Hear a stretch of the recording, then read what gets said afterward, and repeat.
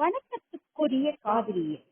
ஒரு கொஞ்ச நாள் ரொம்ப நாள் முன்னாடி ரொம்ப வருஷத்துக்கு முன்னாண்ட ராணிமுத்துல வந்த ராஜேந்திர குமார்னு ஒரு ஆத்தர் இருந்தாரு. அவருடைய கதை திரைப்படம் ஆச்சு. அதுல ஸ்ரீதேவி, ரஜினி, விஜயகுமார் எல்லாரும் நடிச்சிட்டு இருப்பாங்க. இது ஒரு மாறுபட்ட கதை. அதுக்காக இதை நான் சொல்ல விரும்புறேன். இதுல முதல்ல எடுத்த உடனே ஸ்ரீதேவி டபுள் ஆக்ஷன். இதுல அவளுக்கு சாந்தின்ற பேரு. அவ ஒரு நல்ல ஒரு குடும்ப பாங்கான அப்பா அம்மாவுக்கு ரெண்டு பொண்ணுங்க. ஒரு பெரிய பொண்ணு ஜெயசித்ரா. ஜெயசித்ரா தான், சித்ரா தான் பேரு. இவ பேரு சாந்தி. இவங்க ரெண்டு பேரும் சித்ரா முதல்ல வரவே மாட்டா. அவங்க பாட்டி வீட்டுல இருப்பா. சாந்தி ஒரு நாள் வெளியில போகும்போது ஒரு கார் ஆக்சிடென்ட் ஆயிடுது. விஜயகுமார் கார் ஓட்டிட்டு வரான். விஜயகுமார் பேரு இதுல அமுதன். அவன் கார் ஓட்டிட்டு வரான். கார்ல ஆக்சிடென்ட் ஆயிடுது. ஆக்சிடென்ட் ஆயிட்டு அவளை கொண்டு போய் ஹாஸ்பிட்டல்ல போட்டிருக்காங்க. ரொம்ப பெரிய ஆக்சிடென்ட் ஆயிட்டு உடம்புல எல்லாம் கட்டு போட்டு வச்சிருக்கு. அப்போ அவ சொல்ற, நான் உன்னை லவ் பண்றேன், நான் உன்னை கல்யாணம் பண்ணிக்கிறேன் அப்படின்னு அமுதன் சொல்றான். அதுக்கு சாந்தி சொல்றா, வேண்டாம், என்னுடைய மூஞ்சி ரொம்ப அழகான பேசு. ஆனா இப்ப எப்படி இருக்குதோ, இந்த கஷ்டம் எல்லாம் பிரிச்சு ஒண்ணு எப்படி இருக்குமோ எனக்கு தெரியாது. அகோரமா இருக்கலாம். அப்போ என்ன நீங்க உங்களுக்கு பிடிக்கலன்னு சொல்லலாம். ஆனா அது மாதிரியான சுச்சுவேஷன் உங்களுக்கு வேண்டாம் அப்படின்னா, அதுக்குதான் நான் இப்ப சொல்றேன். ஒருவேளை நீ அழகா இருந்தீனா, கட்ட பிரிச்சு உன்னா அழகா இருந்தீனா, அழகுக்காக என்ன விரும்புறேன்னு சொல்லலாம். அகோரமா நீ இருந்தீனா, எனக்கு பரிதாபப்பட்டு நீ என்ன கல்யாணம் பண்ணிக்கிறேன்னு சொல்லலாம். ஆனா அதுக்காக நான் இப்பவே சொல்லிடுறேன், இன்னும் நான் கல்யாணம் பண்ணிக்கிறேன் அப்படின்னு அமுதன் சொல்லிடுறான். இவளுக்கு ரொம்ப பிடிச்சு போகுது. கட்ட பிரிச்சோன்னா அவ பழைய மாதிரியே ஆயிடுறான். ஆனா அவளுக்கு ஒரு சக்தி வந்துடுது. ஒரு ஒரு ஏதோ ஒரு பவர் வருது. அந்த பவர்ல அவ இந்த நட்சத்திரத்தை சொல்றா, அவளுக்கு யாரையாவது கையை தொட்டா அல்லது அவங்க பொருளை தொட்டா அவளுக்கு ஏதோ ஒரு சக்தி வருது. ஒரு ஒரு ஃபியூச்சர்ல நடக்க வேண்டியது முதல்லயே வருது. அது சொல்றா. இப்போ நட்சத்திட்ட உங்க அம்மா பாத்ரூம்ல வழிக்கு வந்துட்டாங்க, அம்மே மோளே அப்படின்னு கத்தின்னு விழறாங்க அப்படின் போது அந்த நர்ஸ் வந்து டாக்டர் சொல்லுது, அந்த பொண்ணுக்கு வைத்தியம் போட்டுருச்சு.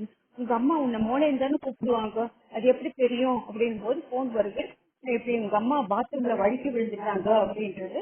உடனே அந்த டாக்டருக்கு தெரிஞ்சிருக்கு, இந்த பொண்ணு ஒரு கடவுள், அதாவது ஃபியூச்சர் சொல்றதுன்னா ஒரு கடவுள் அம்சமான ஒரு பொண்ணு அப்படின்ற மாதிரி சொல்லி பிளஸ் பண்ணி அனுப்பிச்சிடுறாரு. இப்போ வந்துடுறா வெளியில. வெளியில வந்துட்ட உடனே ஆனா அவங்க அப்பா அதெல்லாம் ரொம்ப சட்டை பண்றது இல்ல. அடுத்த நாள் அவ வேலைக்காரியா வர்றது மனோரமா. அவ அவ சொல்ற, அம்மா ஒரு 10 ரூபாய் கொடுமா, வீட்டுல சாப்பாடே இல்லம்மா, பசங்க எல்லாம் பட்டினியா இருக்குது, எனக்கு மயக்கமா வருது அப்படின்னும் போது அவ 10 ரூபாய் கொடுக்குறா. கொடுக்கும்போது அவ கைய பிடிக்கிறா. குடிச்சிட்டு, இந்த 10 ரூபாவை நீ கொண்டாந்து கொடுக்க போறது இல்ல. என்னமா சொல்ற, நான் குடுத்துருவோம்மா அப்படின்றா. இல்ல, உனக்கு பல லட்சம் ரூபாய் வரப்போகுது, நீ பெரிய பணக்காரியா, ஏமா நீ அப்படின்னு சொல்லிட்டு போற.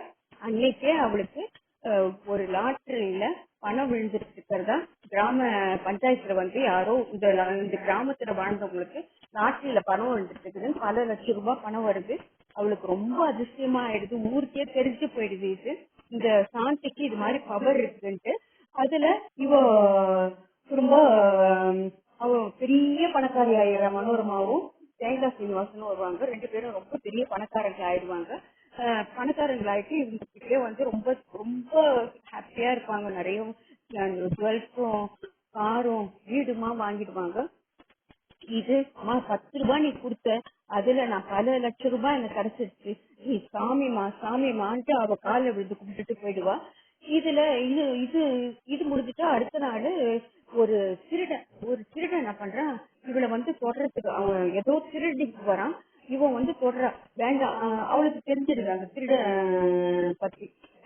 அவ சொல்லிடுறா, கோயில் அத்தை கிட்ட சொல்றா, இந்த திருடன் இன்னைக்கு கோயில்ல இருக்க சிலையை திருட போறான் அப்படின்ட்டு. இவங்க ரெண்டு பேரும் போறாங்க. கரெக்டா தலையை திருடுறா. திருடிட்டு போகும்போதே சொல்றா, அவன் கைய பிடிச்சிடுறா, இப்படி போகாத. அவன் கைய பிடிக்கும்போது விடுமா அப்படின்னு கைய புத்தி விடுறா. இல்ல நீ போனீன்னா நீ செத்துருவேன்னு சொல்ற. அதே மாதிரி அங்க வெளியில ஒரு 4 அடி தாண்டதுக்குள்ள ஒரு நல்ல பாம்பு அவனை கடிச்சு செத்துறான். இந்த 3 இன்சிடென்ட் நடக்குது. இதால மக்களுக்கு ஃபுல்லா தெரிஞ்சு போயிடுது, இவ மேல ஒரு சக்தி இருக்குதுன்ட்டு.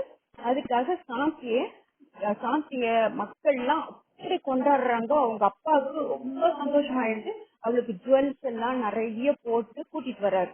கூட்டிட்டு வந்து வீட்டுல இது கோயிலுக்கு வந்த உடனே அவளுக்கு பால் அபிஷேகம், இந்த அபிஷேகம், சந்தனம் போட்டு எல்லாரும் காலை கழுவுறாங்க. அம்மா அம்மா அம்மான்னு ஒரு பாட்டு பாடி இவளுக்கு மனசு அப்படியே கலங்கி போகுது. இல்ல இல்ல, நான் சாதாரண பொண்ணுதான், என்னை இது மாதிரி என்ன சாமி ஆக்கிறாங்க. ஏன்னா இவோ அமுதனை லவ் பண்ணி கல்யாணம் பண்ணின்னு சந்தோஷமானு வாழணும்னு நினைக்கும் போது இது மாதிரி சாமியார் கோலம் இவ்வளவு போட்டுருவாங்களோன்னு இவ ரொம்ப பயப்படுறா. இதுக்காக இவ என்ன பண்றா, அடுத்த நாள்ல இருந்து பொய் பொய்யா சொல்ல ஆரம்பிக்கிறா. சாந்தி இது மாதிரி அணை வரப்போகுது, ஊரே அழிய போகுது, மக்கள் எல்லாம் ஓடுறாங்க, அணை வரல. அது மாதிரி பெரிய பெரிய இன்சிடென்ட்ஸா ரெண்டு மூணு சொல்றா. எல்லாரும் இது பைத்தியம், இந்த பொண்ணு, இது மாடு மாடு இருக்குது அப்படின்னு சொல்றா. மாடு கிடைக்கும், அந்த இடத்துல கிடைக்கும் அப்படின்னு பொய்யா சொல்றா. அது மாடு கிடைக்காது, எல்லாருக்கும் தெரிஞ்சு போயிடுது, இதுக்கு எந்த சக்தியும் இல்லைன்ட்டு. அதுக்காக அவங்க அப்பா இனிமேல் நீ வெளியிலேயே வராத, உள்ளேயே இரு அப்படின்னு சொல்லிடுறாரு. இது ஒரு பக்கம். இன்னொரு பக்கம் சென்னையில ஒரு ஒரு கிறிஸ்டியன் ஃபேமிலி. அவர் சாம்சன் ஒருத்தர், அவருக்கு ஜெனிஃபர் ஒரு பொண்ணு, அவளும் ஸ்ரீதேவி தான். அவ கிறிஸ்டியன் பொண்ணா, நல்ல ஒரு ஃபேன்சி ட்ரெஸ்ஸா இருக்கிறா. அவங்க அப்பாவுக்கு அவங்க அவங்க அப்பாவுக்கு இவளை ரொம்ப பிடிக்கும். அவளுக்கு கல்யாணம் பண்றதுன்னு நினைக்கும் போது, எனக்கு கல்யாணம் தான் வேணாம் டாடி, எனக்கு அதெல்லாம் பிடிக்காது அப்படின்னு சொல்ற. அதெல்லாம் கிடையாது, நீ கல்யாணம் தான் பண்ணிக்கணும் அப்படின்னு சொல்லிட்டு இருக்கும்போது அவளுக்கு அந்த பொண்ணு போட்டா பாருங்க, என்ன போட்டா, இந்த சாமியா இந்த போட்டா பேப்பர்ல வந்துருக்கு. இது மாதிரி ஒரு சின்ன பொண்ணு உடம்புல சாமி வந்துருச்சு, அதுக்காக ஊரே கொண்டாடும் பெண் தெய்வம், பெண் சாமியார் அப்படின்னு போட்டோ வந்துருச்சு.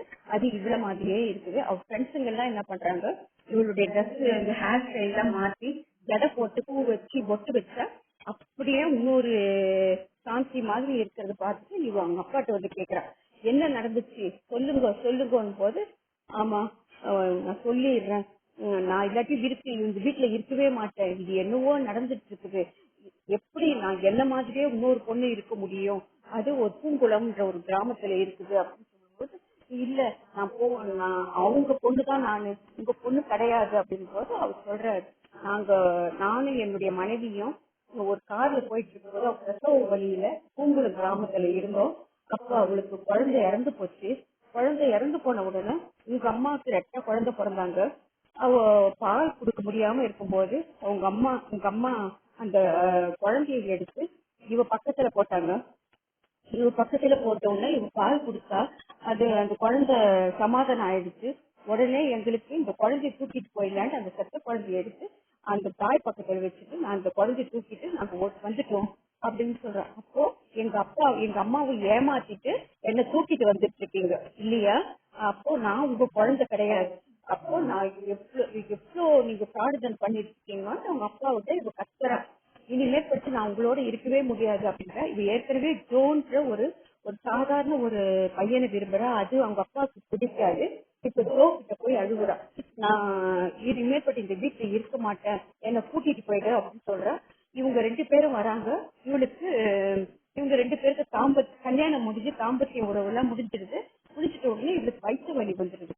அவ சொல்ற, ஆமா எனக்கு வயிற்று வலி வரும், ஆனா நான் அப்பாட்ட சொல்ல மாட்டேன், ஏதாவது மெடிசன் வாங்கி சாப்பிடுவேன், இப்போ ரொம்ப வயிற்று வலிக்குது கத்து கத்து கத்துன்னு. ஸ்ரீதேவி நடிச்சது ரொம்ப நல்லா இருக்கு. கத்து கத்து கத்துன்னு சுருண்டு சுருண்டு விழுந்து அழுகுறா. ரஜினி தவிக்கிறான், நீ என்ன பண்றது, அவன் துரோகம் பேரு, அவனும் கிறிஸ்டியன் தான். தவிர்த்து டாக்டர்கிட்ட கூட்டிட்டு போறாங்க. முதல் நாள் டாக்டர்கிட்ட கூட்டிட்டு போறாங்க. அவங்களுக்கு அவ்வளவு பணம் இல்லை, அவங்க அப்படியே ஓடி இருந்தாச்சு. டாக்டர்கிட்ட கூட்டிட்டு போனோம்னா டாக்டர் சொல்றாரு, இது பெரிய டாக்டர்கிட்ட கூட்டிட்டு போனா வயிற்றுல ஒரு கட்டி இருக்குது அப்படின்னு சொல்றாங்க.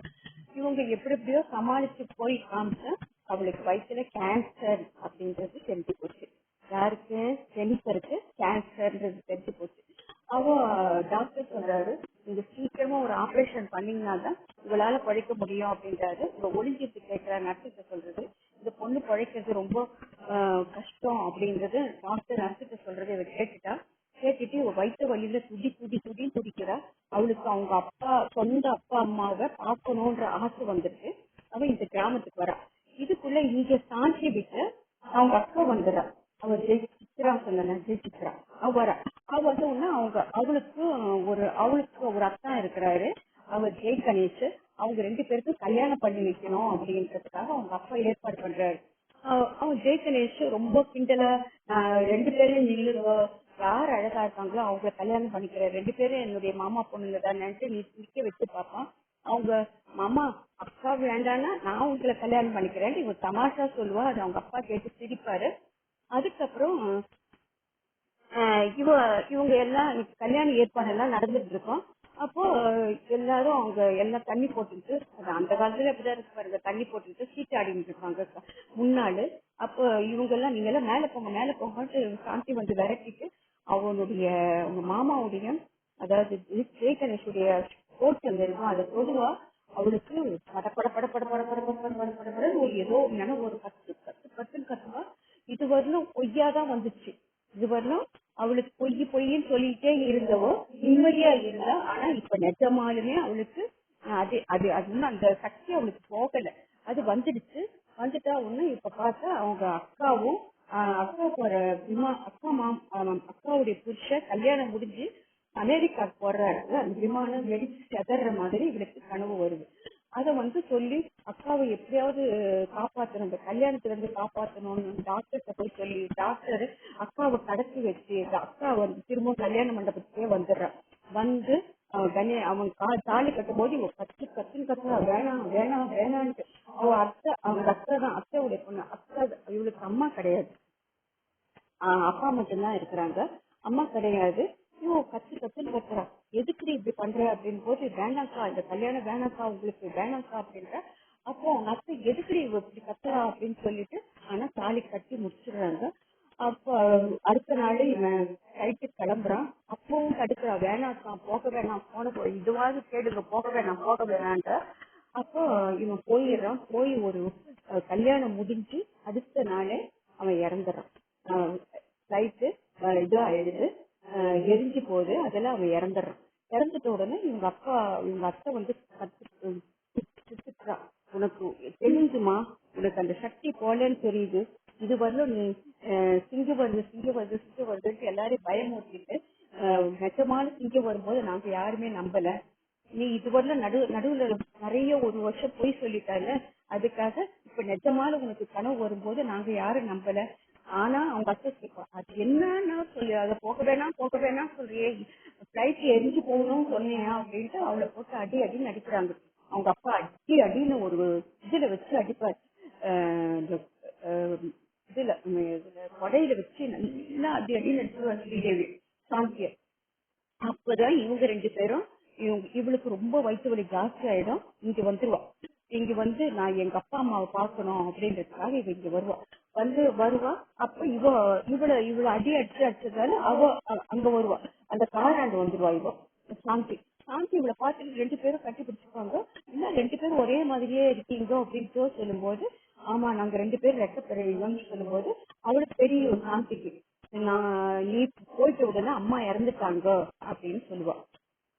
ஒரு குழந்தைய இவங்க தூக்கிட்டு போயிட்டாங்க அப்படின்னு போது ஜெனிஃபரா இவ வாழும்போது ரெட்ட குழந்தை பிறந்ததுல ஒரு குழந்தைய தூக்கிட்டு போயிட்டாங்கன்ற அதிர்ச்சியிலேயே சாந்தி அம்மா இறந்துட்டாங்கன்றது தெரியுது.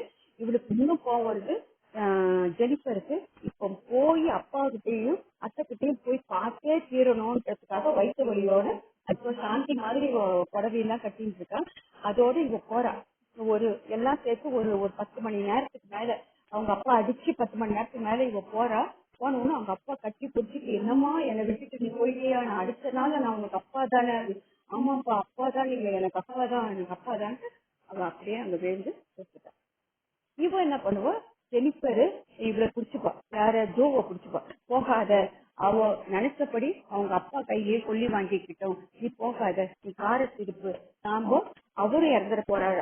அவரு அவங்க தாம்சன் இருக்காரு பாருங்க, அவருக்கு தன்னுடைய பொண்ணு போயிட்டதுல இருந்து பைத்திய மாதிரி ஆயிட்டாரு. என் பொண்ணு என் பொண்ணு என் பொண்ணு அப்படின்னு அழுதுகிட்டே இருக்கிறாரு. அவரையாவது காப்பாத்தலான்ட்டு இவங்க அங்க வந்துடுறாங்க. இதுக்குள்ள சாந்தி ஜெனிஃபருக்கு இவங்க கொல்லியே போட்டுட்டாங்க. இவ இங்க வந்துடுறா, இந்த பணக்கார வீட்டுக்கு வந்துடுறா.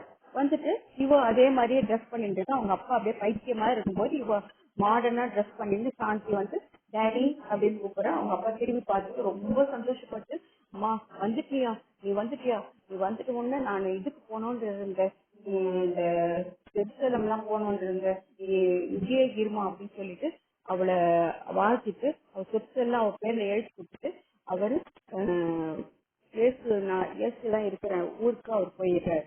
இவர் போயிட்ட உடனே இவ என்ன பண்றா, இவ இப்போ இப்ப இப்படி இவதானே இந்த இத்தனை சொத்துக்கு அதிபதி. அவளுக்கு ஆனா அதெல்லாம் அப்படிலாம் இன்ட்ரெஸ்ட் கிடையாது சாந்திக்கு. எப்படியும் ஜெனிஃபருடைய வாழ்க்கை நிம்மதியாச்சு, இப்ப இவங்க அப்பாவுடைய வாழ்க்கையும் நிம்மதியாச்சு அப்படின்ற ஒரு நினைப்போடவே இருக்கிறா. ஆனா ஜோ என்ன பண்றான், இவகிட்ட நெருங்க நெருங்க மாட்டான். அவனுக்கு ஜெனிஃபரை தான் பிடிக்கும், சாந்திய பிடிக்காது. அப்போ அவன் தேடி கண்டுபிடிச்சு அந்த இவன் அமிர்தனை கூட்டிட்டு வருவான். அமிர்தனை பார்த்து இவன் என்ன பண்ணுவா, யாரு இது, எனக்கு தெரியாது அப்படின்னு சொல்லுவான். ஏன்னா அவன் சரியான சந்தர்ப்பத்துல இவ பாதுகாக்கிறதுக்காக யார் இவன் அப்படின்ற உடனே இவனுக்கு இவனுக்கு ஜோக்கு கோவம் வந்துடும். சரி, அவன் யாருன்னு தெரியல, அவனை அடிச்சு விரட்டுறேன்ட்டு அவனை அடி அடி அடி அடின்னு அடிப்பான். அமிர்தனுக்கும் இவனுக்கும் ஜோக்கு சண்டை வந்துடும். சண்டை வந்து ரெண்டு பேரும் அடிச்சுக்கும் போது கத்தி எடுத்து அவனை குத்த வரும்போது இவன் வந்து அவனை தட்டி விட்டுட்டு அவனை கட்டி பிடிச்சிருப்பான். அவ்வளவு. அவங்க ரெண்டு பேரும் வணக்கத்துக்குரிய காதலி. இவங்க ரெண்டு பேரும் ஒன்னா சேர்ந்துருவாங்க. யாரு, சாந்தியும் அமுதரும் ஒன்னா சேர்ந்துருவாங்க. ஜோ தன்னுடைய காதலி, வணக்கத்துக்குரிய காதலியை நினைச்சு அவர் தனியா போயிடுவார். இது ஒரு ரொம்ப நல்ல கதை. இதுல ஸ்ரீதேவியும் சரி, ரஜினியும் சரி ரொம்ப நல்லா பண்ணிட்டு இருப்பாங்க. பாட்டுலாம் இப்பவும் நம்ம ரசிக்கிற மாதிரியான பாட்டுலாம் அதுல இருக்கு.